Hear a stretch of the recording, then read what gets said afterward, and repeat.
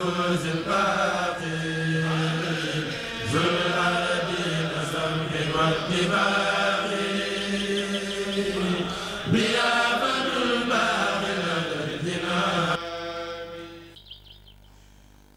et messieurs, bonjour et bienvenue dans Sabah, votre magazine matinal. Et aujourd'hui, c'est le jeudi 23 juillet. Et nous sommes le 6 Shawwal. Pour commencer, je m'en vais saluer mes principaux chroniqueurs. Serigne Mansour Seck, bonjour. Bonjour Moussa. Bonjour Serigne Mohamedou Lamine Diouf. Bonjour Serigne Moussa. Et nous allons commencer par le Coran, la révélation faite au prophète Mohammed sallallahu alayhi wa sallam.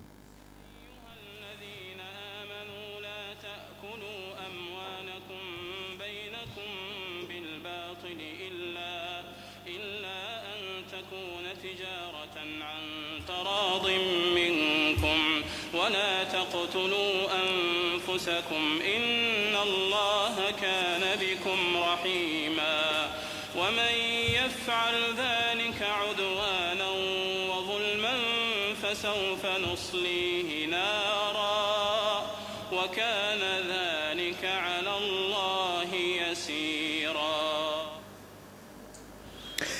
Sadaqallahu al-Azim wa balaha Rasoul Karim. Serigne Mansour Seck, le contenu de la sourate du verset de ce matin. Voilà Moussa, nous sommes dans la sourate 4, le verset 36. Un verset un seul, mais très riche en enseignements, nous allons nous en rendre compte. Le titre de la sourate, rappelons-nous, c'est la sourate An-Nisa'i, les femmes. Et nous sommes au verset 36, qui dit ce qui suit: adorez Allah et ne lui donnez aucun associé. Agissez avec bonté envers vos pères, mères et mères, les proches, les orphelins, les pauvres, le proche voisin, le voisin lointain, le collègue, le voyageur, et les esclaves en votre possession, car Allah n'aime pas en vérité le présomptueux, l'arrogant. Voilà l'économie de ce passage sur lequel nous allons un peu nous intéresser pour ce matin. Et il est aisé, Moussa, de constater que d'abord, il y a le rappel constant de la principale injonction qui nous confère le statut de serviteur de Dieu, le statut d'esclave, le statut de musulman. Et cette injonction, et cette seule, c'est adorer Allah et ne lui donner aucun associé. Ça, c'est le fondamental, c'est le principe de base qui nous confère ce statut de croyant, de musulman. Et ensuite, il est aisé également de remarquer que il y a un rappel des deux types de rapports qu'il y a devant le croyant. Ce rapport vertical qui le lie à son Seigneur, adorez-le, et ce rapport qui le lie avec, n'est-ce pas, les autres créatures de façon plus spécialisée envers les autres humains et envers les autres musulmans. Voilà donc deux types de rapports qui sont, n'est-ce pas, qui encadrent la vie du musulman. Et pour chacun d'eux, il y a une attitude qui est dictée, qui est rappelée. Envers Allah, notre attitude, notre posture, c'est de l'adorer. Envers le croyant, envers l'autre, n'est-ce pas, qui est notre frère musulman, qui peut être un humain comme nous, qui est une créature comme nous, la règle est la seule, c'est agissez avec bonté. Et dans la nomenclature de tous ces êtres envers qui cette attitude nous est dictée, il y a d'abord ceux qui sont très proches de nous jusqu'à ceux qui sont très éloignés. Parce qu'envers le proche parent, le père et la mère, envers les orphelins, le pauvre et même le collègue avec qui on partage que, n'est-ce pas, un statut de travailleur, et envers les esclaves qui sont en notre possession. Vous voyez? Et ce qui est remarquable, c'est que envers tous ces gens, l'injonction est la même. Agissez avec bonté. Oui, c'est le même enseignement. Adorer Dieu Tout-Puissant sans jamais lui associer, mais également il y a les relations de bon voisinage. C'est Mohamedou. Il y a le comportement du musulman qui, après la priorité, c'est-à-dire la croyance à notre Seigneur, comme vient de le dire Serigne Mansour, l'objectif principal de notre parachutage sur terre, c'est d'adorer Dieu et lui vouer un culte exclusif, sans rien lui associer. Mais après cela, l'islam nous demande d'avoir des relations qui sont des relations très sincères, mais également des relations qui s'inscrivent dans la cordialité. dans l'entente, d'abord avec les proches parents, en commençant par les pères et les mères, mais également aux personnes démunies. Ici, nous avons des types de personnes dont le statut renvoie à des personnes qui sont souvent en manque, qui ont besoin d'être encadrées, d'être assistées et à qui on demande d'avoir de l'indulgence. Il parle des orphelins, des pauvres, mais également des voyageurs, de l'esclave. Et on voit tous ces gens qui sont dans des conditions où ils ne sont pas tellement à l'aise, ils sont loin de leur famille, ils ont besoin d'aide, ils ont besoin d'assistance, ils ont besoin de beaucoup d'attention. C'est pourquoi on voit qu'il y a beaucoup d'entre eux qui sont bénéficiaires des droits de Dieu prélevés sur les musulmans, à savoir la zakat ou bien les autres actions qui s'inscrivent dans le cadre de l'assistance mutuelle. Après cela, le verset insiste sur un aspect important. Il parle du voisin. Et le voisin, ce n'est pas n'importe quel voisin, c'est d'abord le voisin proche, mais également le voisin lointain et le collègue. Et c'est comme pour dire des personnes avec qui nous sommes en communion ensemble, avec qui nous avons des relations particulières, nous avons des échanges de façon quotidienne, journalière, de façon soutenue tout au long de notre existence. Parce qu'un collègue, c'est quelqu'un avec qui on partage le lieu de travail ou bien quelqu'un avec qui on partage d'autres lieux, mais également le voisin avec qui nous habitons le même quartier, la même maison ou bien la même ville même. Voilà, les relations sociales, Seigneur Mansour Seck, et sur lesquelles l'islam nous invite à avoir des comportements également sociaux. C'est justement ça. Et puis, la stratégie de l'islam est très pointue à ce niveau. Vous voyez, tout ce qu'il vient d'énumérer, les proches parents, ce sont ceux avec qui on peut partager le même cadre de vie. Et si ces relations sont assainies au sein de la famille, et ceux qui sont extramuros, ceux qui sont hors de la maison, et si les relations également, on fait l'effort de les assainir, c'est comme si c'est une nasse qui est tissée à l'intérieur et à l'extérieur, et finalement toute la société voilà, qui en bénéficie. Oui. Et c'est un peu cela le sens. Et regardez la manière dont le verset insiste sur la gravité de la faute de fouler, qui consiste à fouler aux pieds ce type de relation, parce que notre Seigneur termine par « Allah en vérité n'aime pas le présomptueux, l'arrogant ». Donc, fouler aux pieds ces principes, c'est tomber dans l'arrogance, parce que en tout état de cause, il faut avoir à l'esprit que ces gens-là sont d'abord des créatures de notre Seigneur. Oui. Et au regard de ce statut, ils méritent considération, ils méritent respect. Donc, l'attitude la meilleure, c'est d'être affable, d'être courtois, de montrer de la sollicitude. Si vraiment cette relation est assainie au sein de la famille et en dehors de l'environnement immédiat et le plus lointain, finalement, toute la société en bénéficie. Voilà, et on ne vit pas pour soi-même, et puis on ne se suffit pas lui-même, on a besoin des autres pour vivre. Et c'est Moussa, il faut voir ici dans le verset qui insiste sur le voisin proche et le voisin lointain, et là, l'islam distingue le voisin avec qui nous avons des liens de parenté, mais avec qui nous partageons la même religion. Il y a un voisin avec lequel nous n'avons aucun lien de parenté, mais nous avons la même religion, l'islam. Et le troisième voisin avec qui nous n'avons ni des liens de parenté, moins encore la même religion, mais qui est un voisin quand même qui est adepte de notre religion. Et dans toutes ces conditions, l'islam nous donne les règles à adopter pour chaque type de voisin, pour montrer que le voisin, c'est quelqu'un à qui l'islam a accordé beaucoup d'importance. Oui, le voisin. Et tout à l'heure, vous avez souligné le fait qu'on doit bien traiter les relations, en tout cas les relations sociales. Aujourd'hui, on voit c'est xénophobe, la xénophobie qui est présente partout. Et je crois que s'ils avaient entendu bien ce verset, ils auraient bien compris que l'islam veut également qu'on soit bien attentionné envers les étrangers également. Oui, Moussa, j'ai entendu dire quelqu'un qui déclarait que l'ignorance c'est le danger public numéro 1. C'est parce que les gens ignorent ces préceptes que, ou bien même s'ils ne l'ignorent pas, et en tout cas ils les foulent aux pieds, mais l'islam avant la lettre avait déjà tracé ce type de relation. Et si déjà l'islam est regardant par rapport aux relations qui nous lient avec celui qui n'est pas un musulman, L'islam a déclaré sans embâche, sans détour que tous les musulmans sont frères. Mais il n'en demeure pas moins qu'il y a un type de relation qui est réglementé par rapport au statut du voisin.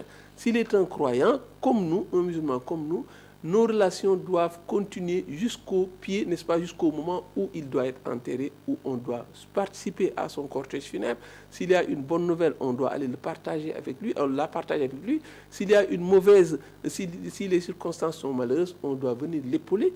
De la même manière, le musulman, c'est pourquoi le prophète déclare que n'est pas musulman celui dont les musulmans, dont le voisin musulman n'est pas épargné, n'est-ce pas, de sa nuisance. Donc c'est finalement un type de relation. Oui. On a beau accuser l'islam de tous les maux, vraiment, il n'y a pas à vouloir se faire l'avocat. Les gens doivent aller retourner au texte, n'est-ce pas, fondamentaux. Évidemment, on doit être comme encore, si l'un des organes est atteint de mal, tous les autres lui répondent par la maladie, la souffrance, l'insomnie. Et l'envoyé de Dieu, paix et salut sur lui, avait donné une très belle leçon de voisinage. Au-delà des musulmans, on sait très bien qu'il cohabitait à un certain moment avec des juifs à Médine. Jamais dans son comportement, on a eu des aspects qui ont été des aspects par lesquels les gens pouvaient se baser pour critiquer l'islam. Au contraire, il lui arrivait même de donner une partie d'une brebis sacrifiée chez lui en disant donner telle partie à notre voisin, et les gens lui demandaient qui était ce voisin. Il dit c'est un tel. Même s'il est d'une religion autre que l'islam, c'est un juif, donnez-lui une telle partie de ce mouton de ma part pour les droits de voisinage qui nous met en commun. Voilà, et entre ce que nous enseigne l'islam et le comportement mais également des musulmans, il y a évidemment une différence, mais en tout cas, ce qu'il faut comprendre, c'est que l'islam, en tout cas, et la bonne civilisation nous enseigne les règles de vie. On va passer à l'autre rubrique, c'est le hadith du jour.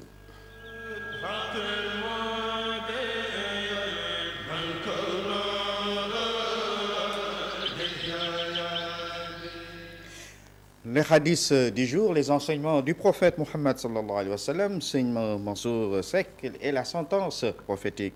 Voilà, pour la sentence, Moussa, le choix s'est porté sur une série de hadiths qui corroborent, n'est-ce pas, la thématique qui vient d'être abordée dans le passage coranique.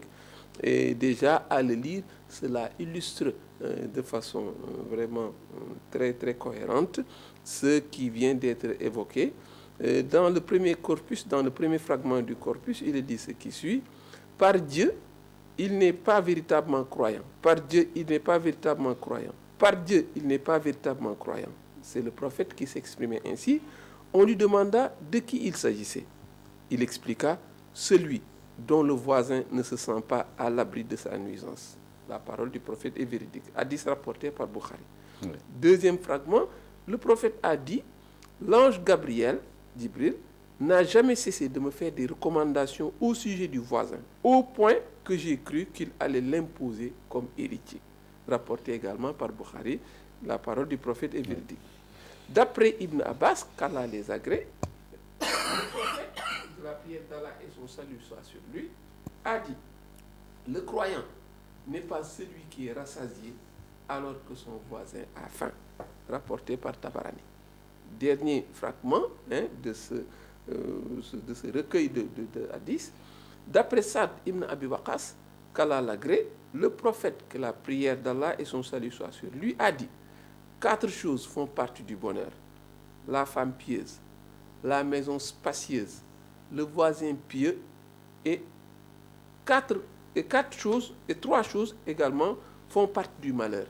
Le mauvais voisin, la mauvaise femme, la mauvaise monture et le logement trop petit. Donc, dans la présentation, on a voulu parler peut-être de la bonne monture. Ouais. Donc, ce sont 4 choses qui sont les meilleures, mais leur contraire également, ce sont les choses les plus détestables. Rapportées par Ibn Hibban, nous dit-on. Voilà donc 4 sentences. Oui. Déjà, leur contenu révèle ou confirme ce qui a été dit dans le fragment prophétique et dans le fragment coranique. Et c'est un corpus qui illustre l'enseignement de l'islam et qui magnifie les relations de bon voisinage. Alors, nous allons nous intéresser un peu ici dans le fait que d'abord, que dans le premier fragment, ce qui prouve que c'est déjà une attitude extrême que de fouler aux pieds ce type de relation, parce que cela nous ôte, n'est-ce pas, notre statut de croyant. C'est déjà révélateur comme argument. Celui dont les voisins celui dont le voisin ne se sent pas à l'abri de sa nuisance, donc dont le voisin souffre de sa nuisance, évidemment, cela lui fait perdre son statut de croyant. Déjà. Ensuite, l'évocation de la recommandation de l'ange Gabriel. Convoquer l'ange Gabriel dans un tel cadre, cela évidemment est un argument massif pour montrer que, en vérité, être regardant sur les bonnes relations de voisinage est important. Et le prophète en vient à dire que c'est comme s'il s'attendait, cela ne surprendrait pas si Djibril lui avait dit que le voisin pourrait être même notre héritier. Vous voyez donc, et ça montre l'importance. Voilà, et on sait que la base de l'héritage, c'est surtout un lien de sang. Et ici, c'est comme si le voisin peut se substituer à un lien de sang. Vous voyez, donc c'est un peu un autre aspect qui le montre. Et il y a enfin le fait que dans la présentation de tous ces éléments qui constituent le bonheur, regardez le bon voisin. Il est mis à côté de la bonne femme pieuse, n'est-ce pas? Donc déjà, si par statut, la femme pieuse peut égaler avec tout le capital de sympathie, le capital de proximité qu'on peut avoir avec notre propre épouse, voyez, le voisin peut avoir le même capital de sympathie s'il est un bon voisin. Donc, vous voyez, dans la présentation, insérer le voisin dans ce qui constitue le bonheur, c'est un peu déjà également une manière de magnifier le statut de voisin. Et à ce titre, il est important de respecter le type de relation. Avoir un mauvais voisin, c'est quelque chose qui peut vraiment perturber, annihiler notre vie dans le sens du bonheur. Et c'est déjà, il y a plusieurs procédés dans ces différents hadiths qui chacun montre qu'il faut être regardant, qu'il faut magnifier, il faut être très respectueux des relations de bon voisinage. Et l'invocation de l'ange Gabriel n'est pas fortuite, Seigneur Mohamed Lamine Diouf, qui nous instruit et invite à bien traiter nos voisins, puisque nous ne vivons pas seuls, nous vivons en société. Voilà, et c'est important. Et Seigneur Moussa, vous savez, dans les droits que chacun a, doit préserver à l'endroit de son voisin. Si on tentait de les énumérer, ça peut faire l'objet d'une charte déjà très longue. Et l'islam en a identifié quelques pour le voisin qui est musulman. Et l'envoyé de Dieu, paix et salut sur lui, s'était exprimé à l'endroit d'une femme que les compagnons avaient qualifié de vraiment d'une femme pieuse qui adore Dieu beaucoup, qui prie toute la nuit, qui jeûne. Et l'envoyé de Dieu leur posa la question, quel est son comportement par rapport à ses voisins? Ils disent, c'est là où le bas blesse parce qu'elle est invivable. Et l'envoyé de Dieu dit, elle a pris le chemin de l'enfer, malgré ses prières, malgré sa piété, malgré ses bonnes actions. Et dans les droits que chacun doit à son voisin, l'islam dit qu'il faut d'abord le saluer quand on le rencontre. Et il faut donc et la salutation, Cheikh Bamba nous enseigne que ça fait partie des aspects qui impriment l'amour mutuel dans le cœur des musulmans. Et il dit que lorsque deux musulmans se rencontrent et que chacun serre sa main sur la main de l'autre, qu'ils parlent, se congratulent, notre Seigneur leur accorde la rémission de leurs péchés avant que chacun ne retire sa main. Et on a l'impression de voir, on ne salue que ceux que l'on connaît. Et il dit qu'il fait également partie des marques de sympathie d'un musulman, de saluer aussi bien les gens qu'on connaît que ceux qu'on ne connaît pas. Et il dit également, il faut, quand le voisin éternue et prononce la formule Alhamdulillah, il revient également à son voisin de lui dire Yarhamoukallah. Alhamdulillah, c'est une façon de rendre grâce à Dieu. Yarhamoukallah, c'est également une prière qu'on lui adresse pour lui souhaiter la miséricorde de notre Seigneur, également à lui de nous rendre le salut, Yaghfirullah lana wa lakum, puisse également notre Seigneur nous accorder sa miséricorde ensemble, ou bien Yahdikumullahu subhanakum, qu'il nous mette sur la voie droite et abonne notre sort. Et ça également, ça fait semer la bonté, la bonté et la fraternité. Et l'envoyé de Dieu dit également, lorsque notre voisin nous invite, nous adresse une invitation, il fait partie des bonnes manières, des civilités d'aller répondre à l'invitation, comme le faisait l'envoyé de Dieu lui-même. C'est une façon de lui accorder de l'importance et lui montrer que vraiment je sympathise avec vous, je suis tout à fait touché par cet acte que vous avez fait, parce que l'invitation, elle est délibérée, ce n'est pas obligatoire et c'est un choix. Il y avait beaucoup de personnes qu'il pouvait inviter. Il vous a choisi parmi les invités. Donc, ça fait partie des marques de sympathie d'aller répondre à son invitation. Et également, il faut féliciter le voisin quand il a des promotions, quand il est devant un bonheur, quand il a une très bonne nouvelle. Le musulman doit aller le féliciter. Mais également, il doit, quand il a un malheur, aller l'encourager, être à ses côtés. Et quand le voisin est malade, c'est un droit pour lui de recevoir la visite de son voisin.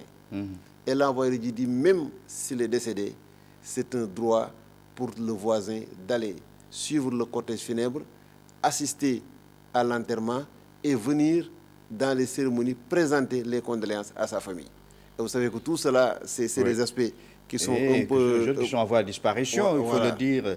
L'islam qui nous enseigne la culture de la tolérance, la culture de l'amour, mais aussi de la paix, de la sympathie, la générosité.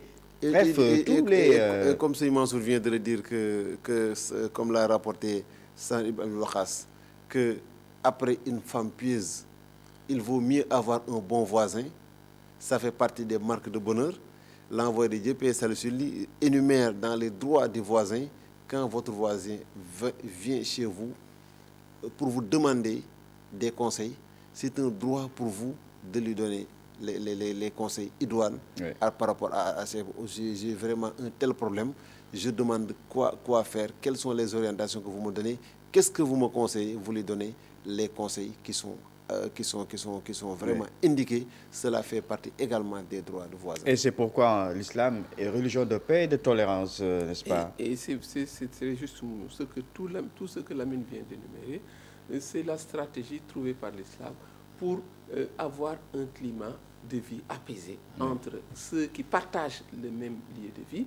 Et l'islam a déjà ce qui est très important et qu'il faut peut-être rappeler à souhait, c'est que l'islam est aussi bien regardant dans les relations avec nos voisins qui sont des musulmans et envers nos voisins qui ne le sont pas. Oui. Il y a des limites qui sont tracées pour chacun, n'est-ce pas? C'est pourquoi être regardant là-dessus, c'est vraiment faire preuve, c'est preuve de bien revendiquer son statut de musulman. Et c'est par ignorance souvent, je l'ai dit tout de suite, c'est par ignorance que les gens empruntent une autre voie. Mais l'islam, avant la lettre, depuis l'aube des temps, a déjà réglementé ce qui permet d'avoir une société apaisée, ce qui permet d'avoir une société où règne la bonne entente, parce qu'il ne sert à rien pour le voisin, pour l'être, d'être un loup pour son prochain. Au contraire, il y a une manière de vivre, une mutualité qui fait que donc chacun y gagne. Parce que l'adage qu'on donne souvent, quand survient un malheur, très souvent, ce sont les voisins qui sont le plus souvent proches. Imaginez un incendie qui se déclare dans une maison. Avant de convoquer les proches parents avec qui nous avons des liens de sang, c'est le voisin, n'est-ce pas, qui le premier intervient. Et ne serait-ce qu'au regard de cela, il faut respecter. Et je le disais tout à l'heure, c'est la société qui en gagne, qui en bénéficie. Parce que si dans une société, il n'y a pas de paix, il n'y a pas de tolérance, mais finalement, ce sera une société avec la loi de Talion où c'est je réponds au mal par le mal. Et vous voyez, ça ne règle pas tout ce qui se passe un peu de paix, partout. on ne le dira jamais assez. Même la salutation, ceux qui tiennent les salutations, c'est vraiment une évocation, une magnification de la paix. Et si cette paix existe vraiment, tout peut se construire dans la société. Voilà, tout peut se construire dans la société avec la paix. On va passer à l'autre rubrique. C'est la sagesse du jour, les enseignements de Cheikh Ahmadou Bamba Khadimou Rassoul.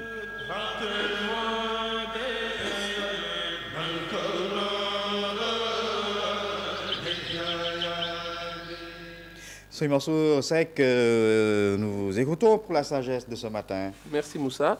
Là, nous citons un extrait d'un ouvrage de Cheikh Ahmadou Bamba, Silkul Jawahir, que nous avons beaucoup cité ici. Et le Cheikh rapporte que Ali, que Dieu honore sa face, demandait deux choses avant deux choses. Il demandait le compagnon avant la route et le voisin avant la maison.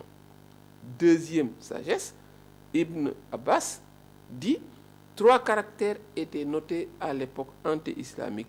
Les musulmans en sont plus méritoires, plus dignes que les autres. Quand un hôte descendait chez eux, ils se souciaient de l'accueil chaleureux. Quand ils épousaient une femme, ils l'appréciaient et ne la répudiaient pas de peur qu'elle s'égare. Et quand leurs voisins étaient écrasés par des dettes ou jetés dans des difficultés, ils peinaient, ils s'efforçaient pour les en délivrer. Voilà donc deux sagesses qui également magnifient voilà, le statut de voisin. Et c'est déjà une sagesse très profonde, le fait de se soucier de son compagnon de route avant de se soucier de la route, et de se soucier également de son voisin. Vous voyez, un mauvais voisin ou bien un bon voisin, c'était très important quand on choisit de s'installer en un lieu. Parce que quelqu'un avec qui on est destiné à partager le même lieu pendant un temps qu'on ne sait pas, il est bon également de savoir, parce qu'on sait qu'on est toujours, il y a nécessairement une connexion, une communication, il y a des moments où certainement nos chemins vont se croiser. Donc c'est pourquoi le voisin, déjà, si l'islam réglemente le type de relation qui est avec nous, parce qu'il y a un devoir, dès qu'il devient un voisin, il y a des devoirs envers lui, donc il est bon de bien choisir. C'est comme le compagnonnage, quand on fait un voyage, on ne peut faire un voyage avec quelqu'un sans qu'il y ait, n'est-ce pas, à des moments, une certaine communication, un certain échange. Donc nécessairement, il y aura un contact avec cette personne. C'est pourquoi donc c'était sage de pouvoir choisir celui que l'on doit faire, dont on doit faire son compagnon, mais également celui qui sera notre voisin. Et cette relation est tellement importante, et l'islam également est très en avance sur beaucoup de civilisations dans ce domaine. Et cela me rappelle quelque chose que je viens de consulter il y a quelque temps. Si on regarde aujourd'hui, il y a une tendance en Europe et en France. Le 29 mai est une fête qui est maintenant réservée à la fête des voisins. Vous voyez pourquoi le musulman doit être très regardant, doit en tout cas tirer bénéfice de ce que l'islam a choisi pour lui. Aujourd'hui, il y a un chemin inverse.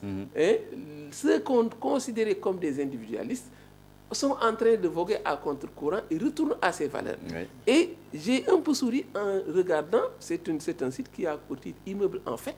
Le 29 mai, désormais, est considéré comme la fête des voisins. La fête des voisins. Et c'est ceux qui sont les instigateurs de cette fête. Ils déclarent que aujourd'hui, les raisons qui les poussent à le faire, ils disent que la fête des voisins est l'occasion de rencontrer ses voisins pour développer la convivialité afin de rompre l'anonymat et l'isolement qui règnent souvent dans nos villes. Ce sont des Européens qui sont des Français qui parlent. Ils ajoutent, comme dans un traité de société, ils expliquent en disant que dans une société où se développe le repli sur soi et la peur de l'autre, nous voulons simplement affirmer que connaître ses voisins permet de mieux vivre ensemble. Et ils ajoutent, et ils parlent de solidarité, de proximité, de petits services entre voisins. Et aujourd'hui, on est à la 15e édition de cette fête, qui ne date que de 2009, 2015 est la 14e année, et ça a été relayé. Et vous voyez, ceux qui sont les instigateurs, ils sont tellement satisfaits de ce qu'ils ont fait, ils déclarent que 1050 mairies et bailleurs sociaux partenaires ont participé à cette fête qui a été un formidable succès, disent-ils. Et ils disent que 7 à 8 millions de Français ont participé à cet événement qui a dépassé la frontière. On parle maintenant d'une journée européenne des voisins. Donc voilà, ce n'est pas pour critiquer. Il est bon que l'individu, quand il sent qu'il dévie, qu'il revient à la bonne source. Mais il faut sourire parce qu'on se targue de faire 15 années de fête. Et cette déclaration de l'islam, elle date de la nuit des temps. Vous voyez, c'est aujourd'hui, presque 1000 années après, que certaines sociétés sont sur le point de sentir que il faut être regardant dans les relations avec les voisins. Vous voyez donc, ils s'extasient, c'est pour la bonne cause, mais ce qui fait sourire le musulman ici, c'est de savoir que sa religion a déjà prévu ce type de relation. L'islam a tout très tôt a senti que les relations de bon voisinage doivent être et ceux qui croyaient peut-être que les civilisations nous ont été enseignées par les Occidentaux, c'est tout à fait le contraire. Et puis Moussa, cela cloue le bec à ceux qui ont une tendance à vouloir retourner à ces valeurs rétrogrades en prônant un statut d'individualisme quand on est dans un quartier dit UP ou un quartier en tout cas, on a tendance à vouloir, n'est-ce pas, s'enfermer chez soi, alors que ceux qui sont les instigateurs, voilà, ont abandonné cette attitude et sont en train de retourner à ces valeurs qui sont universelles. Oui, aujourd'hui, Seigneur Mohamed Lamine Diouf, il faudrait que les sociétés, ceux qui vivent en quartier, dans les quartiers, qu'ils puissent s'inspirer en tout cas du modèle l'islam. C'est vrai, Seigneur Moussa, parce que l'islam est une religion complète. Et au même titre que l'islam a légiféré sur les bons rapports entre les voisins, il est revenu sur les préjudices qu'on serait tenté de causer à son voisin et qui, des fois, par inadvertance, par exemple, un voisin qui va créer une pollution sonore de façon extrême, au point où il empêche certains gens de dormir sans se soucier des malades, sans se soucier des gens qui ont des problèmes, sans se soucier de ceux qui veulent se reposer. Oui. Par exemple, un voisin qui, sur le plan de la construction, l'islam le réglemente au point où la construction ne doit pas être une obstruction, par exemple, à la circulation de l'air.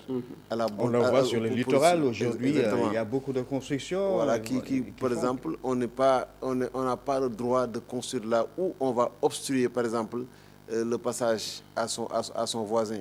Et il est même interdit, au cas où on aurait construit en hauteur, de se mettre au niveau des étages supérieurs pour scruter, épier et, entre parenthèses, espionner son voisin qui est au niveau des chaussées. Et tout cela est interdit par l'islam pour montrer que c'est des préjudices qu'on peut causer à un musulman. Et finalement, on assiste à une société où c'est le plus fort qui règne, finalement, au détriment des faibles. Et l'islam ne laisse aucun aspect, parce que tout cela revient sur des droits qui, une fois que c'est des aspects qui ne sont pas réglés ici bas, c'est des aspects qui seront inéluctablement réglés et seront l'objet d'un procès dans l'au-delà. Et l'islam voudrait que, ces aspects, il y a, par exemple, aujourd'hui, on peut voir un voisin qui a des fosses septiques qui débordent dans la rue sans se soucier des autres, d'autres qui, sur le plan, par exemple, de l'hygiène, ne se soucient pas de là où il reste, par exemple, les ordures, les eaux usées, et tout cela, ça peut créer des odeurs qui dérangent littéralement le voisin, qui des fois, par scrupule, ne peut pas vous le dire, mais qui le sent. Et tout cela, ça fait partie des aspects sur lesquels l'islam voudrait que le voisin soit regardant pour que les relations de voisins soient bien assainies. On doit être très attentionné sur tout cela, puisque, comme on l'a vu, il ne s'agit pas seulement d'aller à la mosquée, de prier, mais il faut également avoir les bons comportements envers son prochain. On va passer à Arminat, visiter un peu l'histoire. C'est la prochaine rubrique.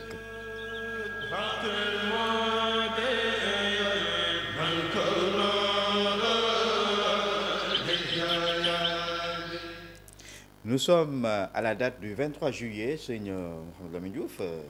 Voilà, nous avons choisi deux dates. La première, c'est le 23 juillet 1952, avec le renversement de la monarchie en Égypte.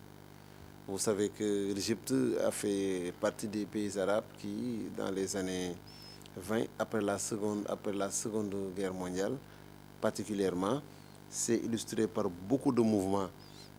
Et dans ces mouvements, l'Égypte a joué un rôle très important avec les aspirations à l'indépendance et une façon de mettre fin à la monarchie. Sûrement une influence de la Turquie moderne et beaucoup d'autres pays occidentaux qui ont essayé de les soutenir. Et dans la nuit du 22 au 23 juillet 1952, l'organisation clandestine désignée sous le nom des officiers libres s'empare du pouvoir et renverse le dernier roi, Farouk.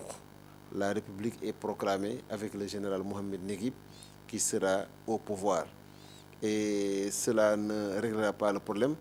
Il y aura quelques soubresauts, surtout avec la première guerre israélo-arabe entre 1940 et 1949. Et après la défaite, les Britanniques qui vont s'installer dans le canal de Suez vont encore exacerber le nationalisme égyptien, et avec l'arrivée au pouvoir de Gamal Abdel Nasser, qui va tout simplement évincer Negip pour prendre l'ensemble du pouvoir. Et le roi sera obligé de s'exiler au niveau de Monaco. Mais le général Negip, qui va occuper le pouvoir, va le faire de façon brève parce que Gamal Abdel Nasser va, après son élection, revendiquer l'ensemble des pouvoirs et incarner un nationalisme qui, au-delà de l'Égypte, va même faire tache d'huile dans les autres pays arabes avec la tentative de nationalisation du canal de Suez qui a créé pas mal de problèmes. Oui, et l'autre date maintenant? Voilà, c'est très proche de nous, le 23 juillet 1975, la création du service météorologique national qui est réservé, qui était rattaché à l'époque au ministère des Travaux publics. Et on voit entre ce département de la météorologie jusqu'à la création de l'ANACIM, il y a eu beaucoup de chemins parcourus.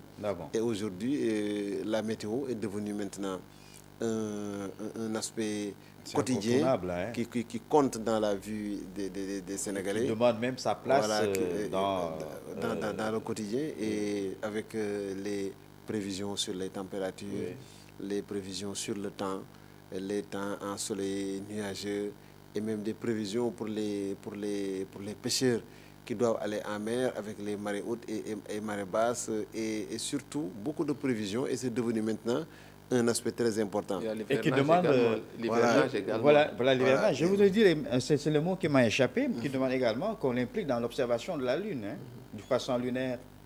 Bon, c'est la technologie. Il peut s'inviter. Il y a un débat qui est attisé ces temps-ci avec beaucoup de pays arabes qui seraient leurrés, entre guillemets, par une ligne qui n'a pas apparu et d'autres qui ont dit que c'est une confusion par rapport à une planète que d'autres qualifient de Saturne qui s'est positionnée à un certain moment où les observatoires l'ont confondu avec la Lune. Bon, c'est devenu...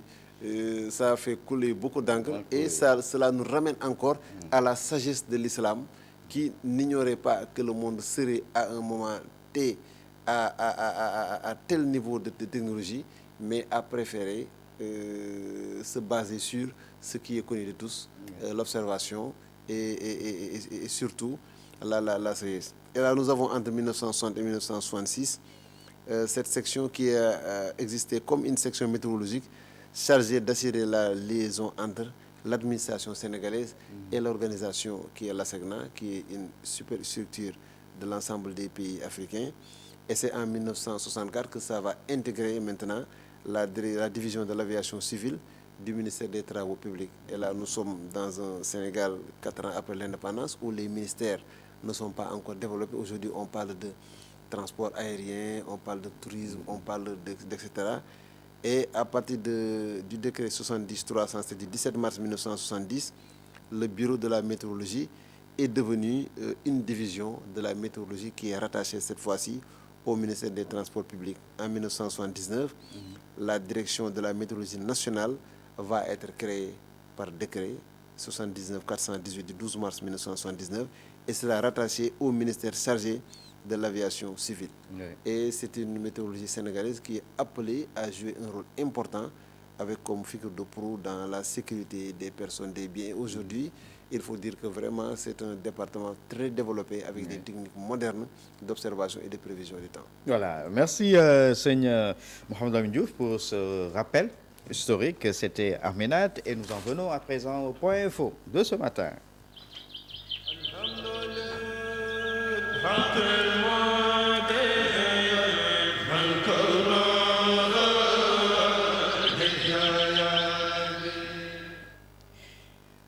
Voilà, donc nous recevons Mahmoud Bokoum. Mahmoud Bokoum, bonjour, et tu as bien passé la Korité. Bonjour Moussa Nia, oui, on a bien passé donc la Korité. Voilà, balma akh.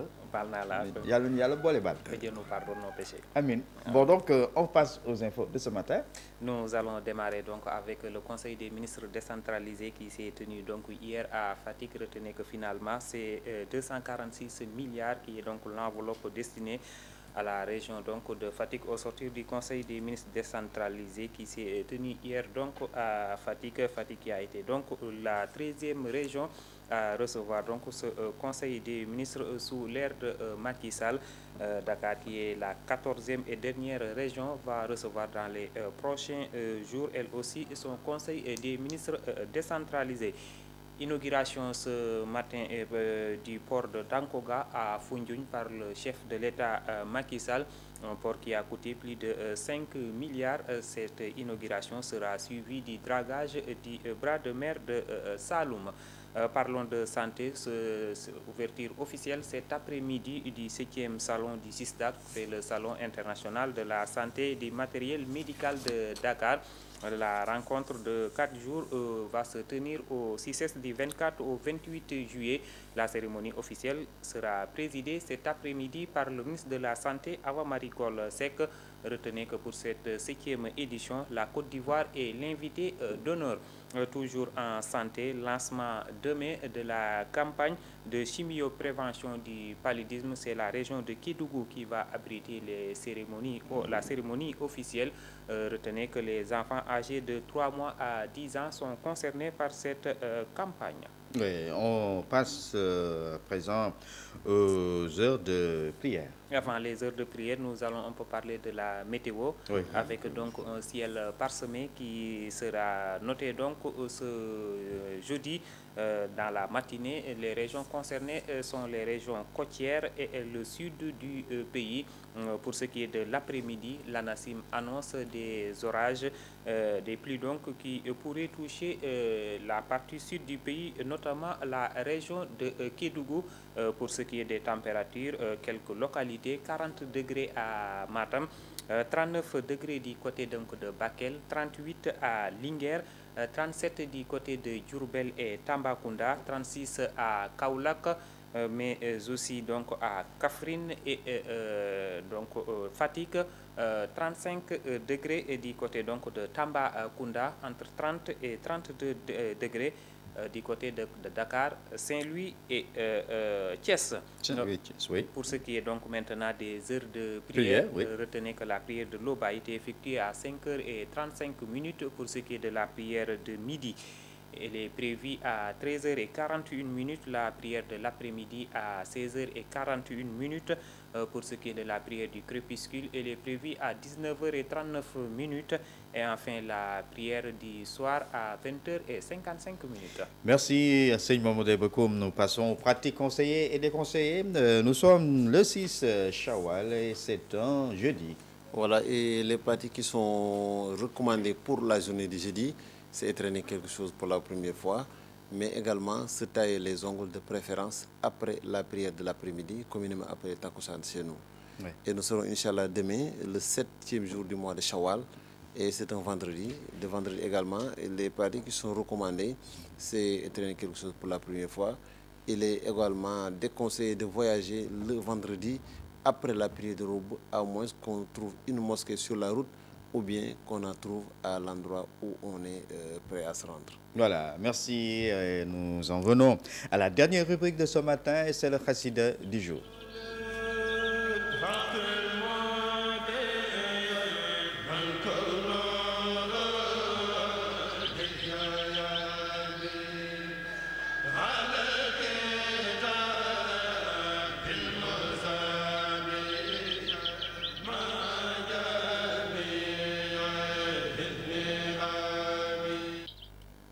Et je rappelle que vous suivez à Sabah votre magazine matinal du lundi au vendredi, au dimanche, sauf les vendredis. Et les vendredis, c'est réservé au desk arabe. Nous en venons à la dernière rubrique de ce matin, la Chassida, Seigneur Mansour Seck. Merci Moussa. Nous poursuivons dans Ilham Salam. L'équipe d'hier a travaillé sur jusqu'au vers 14. Nous reprenons à partir du vers 15 et suivant.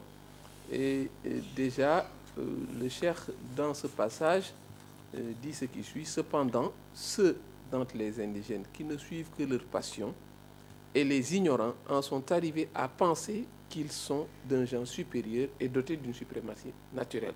Il parle des Nasara.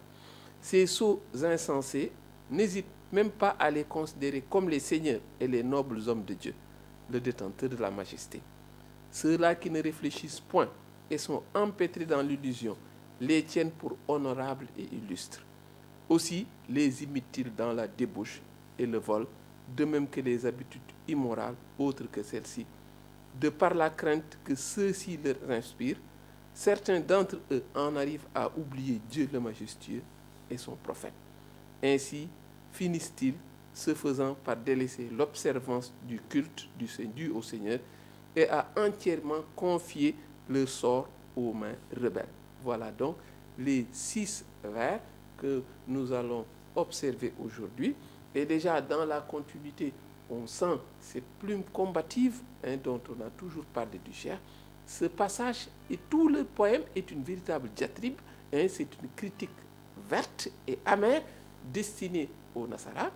Mohamed Mourtala Sey parlait d'hier d'un cheikh éveilleur de conscience, c'est très juste, c'est ce qui est perceptible. Il parlait également d'un cheikh éducateur, il parlait d'un cheikh qui ne peut s'empêcher d'évoquer tout ceci. N'oublions pas que c'est l'islam qui, que le Coran, à un moment donné, a eu à défier ceux qui sont des transgresseurs, disant comment craindrais-je de vous dénoncer alors que vous n'avez pas craint d'associer notre Seigneur? Donc c'est déjà une attitude dictée par notre Seigneur qui consiste à, n'est-ce pas, qui consiste à fouler, qui consiste à critiquer, qui consiste à fustiger véritablement cette attitude, parce que en ne le faisant pas, c'est comme si on ferme les yeux sur une réalité. Et déjà, il est bon, par rapport au lexique, de remarquer déjà ce combat que le cheikh mène. Regardez tous les noms par lesquels il désigne ceux qui sont tentés de suivre ces transgresseurs Nasara. Par exemple. Il les traite d'ignorants, il les traite de sots insensés.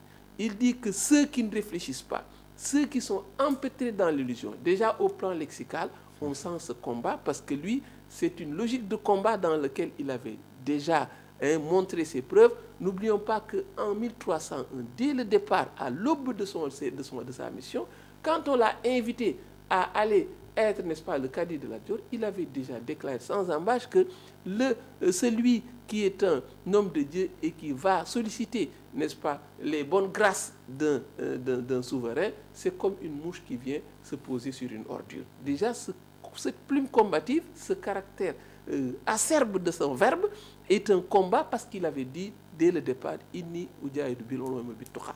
Donc je fais le combat, mais par la crainte révérentielle, mais également par la science. C'est pourquoi donc, en tant que pionnier, en tant que guide, en tant que celui qui les gens, il ne peut pas fermer les yeux, parce que fermer les yeux sur là-dessus, c'est comme si, évidemment, on invitait les gens, on leur montrait pas ce caractère pernicieux. Donc, vous voyez, l'islam, en toutes circonstances, il y a une attitude. Le Vénéré Abdulahad disait que quand on prononce une parole, on ne prononce que la vérité, sinon on est obligé de prononcer ce qui est contraire à la vérité. Mais on ne saurait se taire devant certaines attitudes.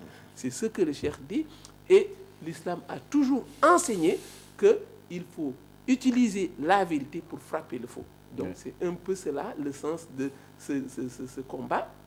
Et n'oublions pas que s'il avait déclaré qu'il n'avait pas besoin d'accompagnateur dans ce combat, c'est parce qu'il sait que lui et lui seul pouvaient réussir cela. Et déclarer cela devant les Nasara, c'était également une manière de montrer qu'il se suffit à Dieu, et Dieu seul, n'est-ce pas, et c'est sa référence. Voilà. Le cheikh qui les pointe du doigt, ce sont des sots, des personnes dénuées d'esprit, de sens, dénuées de sagesse. Et il parle là de ceux qui sont enclins à imiter ces Nasara. Bien sûr. Et gagnés par la tromperie.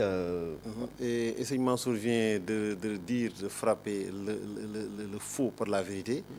Et là, il parle du Coran qui, dans l'attitude que ce Coran a eu par rapport à cela, ça n'a pas du tout été pris avec des pincettes, car le verset est clair et nous frapperons plutôt violemment le faux avec la vérité par un bâton qui lui écrase la tête et le voilà dissipé à jamais.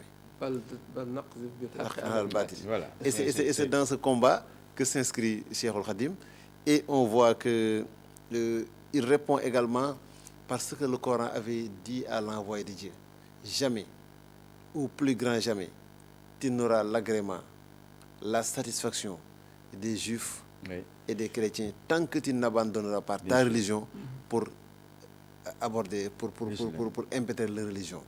Donc c'est la seule condition pour que tu sois une personne qui aura une acceptation auprès d'eux, et ce que l'envoyé de Dieu ne fera jamais. Car le combat se termine par dit la vérité est venue. L'erreur s'est dissipée, l'erreur doit se dissiper. Et depuis cette religion, dont Cheikh Ahmadou Bamba dit que c'est la religion reconnue auprès de Dieu. Et là où il faisait cette déclaration, il clamait haut et fort qu'il est adepte d'une religion, de l'islam, qu'il ne saurait y avoir de transition, ni de compromis, ni de négociation. Ma religion est l'islam, et c'est jusqu'au paradis. Elle est celle-là qui prime au-dessus des autres confessions, et elle est la religion déclarée auprès de Dieu. Dini illa jannat al-islam wa huwa ala dinan siwahu wa za nasrun minallah.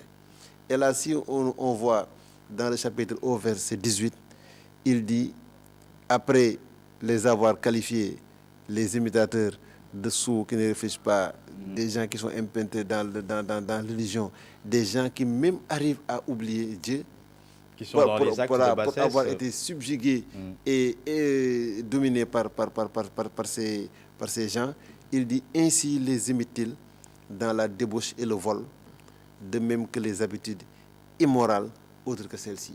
Oui, c'est une pluie de mots. On peut dire que le cheikh a même amené l'ouragan envers ces transgresseurs, il faut le dire. La critique est ouverte, Moussa. Et le cheikh, vous voyez, ce qui est remarquable ici, c'est une attitude qui traverse le temps et les lieux. Parce que n'oublions pas, à l'aube de son service à Mbacké Kadior, il l'avait déclaré ouvertement. Peut-être dirait-on, il était au sein, n'est-ce pas, de ses proches. Mais quand il disait cela, il était parmi eux, il était le seul parmi eux. Allez. Et il le disait, c'était une critique ouverte, une diatribe, n'est-ce pas, qu'il menait chaque fois, et c'était ça son combat. Et même quand ils ne sont pas là, il ne peut s'empêcher de déclarer à son Seigneur que voilà mon attitude. À Mayomba, quand il était seul, il a été obligé de prendre à témoin l'océan, lui disant Aya Bahru Wahid, la Tosalis Farabuna.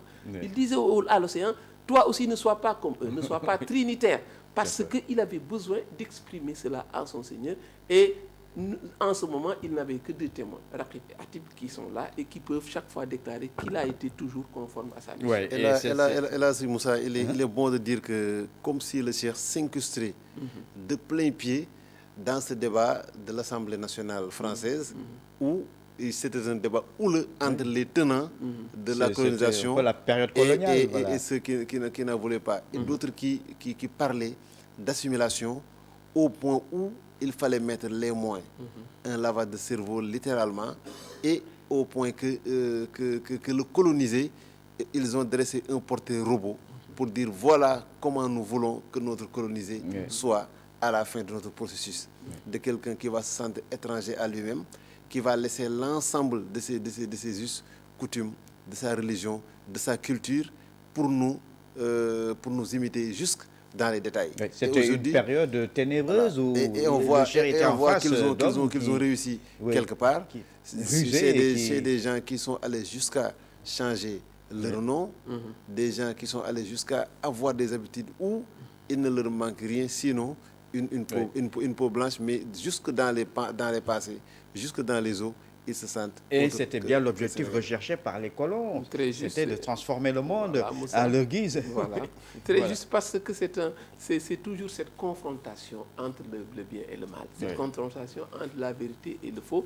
Mais l'islam l'a déjà tranché quand le Coran dit qu'il faut prendre la vérité pour frapper le faux jusqu'à ce qu'il dise. C'est pourquoi aujourd'hui, la tendance, c'est cette tendance à faire un nivellement par le bas pour montrer qu'il y a une sorte de civilisation de l'universel où il faut tout faire pour se méfier de la pureté. C'était la déclaration, n'est-ce pas, d'un chef d'État, alors que c'est cette pureté qu'on ne voudrait pas perdre. C'est ça le combat du cheikh. Il faut être, n'est-ce pas, toujours fidèle à cette Constant, priorité, oui. quelle que soit la situation, quel que soit le temps, quel que soit le moment. Voilà, merci Seigne Mansour Seck, Seigne Mohamed Lamine Diouf. Nous sommes arrivés au terme de cette émission. Rendez-vous est pris samedi, Inch'Allah, pour un autre numéro d'Asaba. Et demain, vendredi, nous allons passer le témoin au desk arabe. Voilà qui termine Asaba. C'est ici et nulle part ailleurs.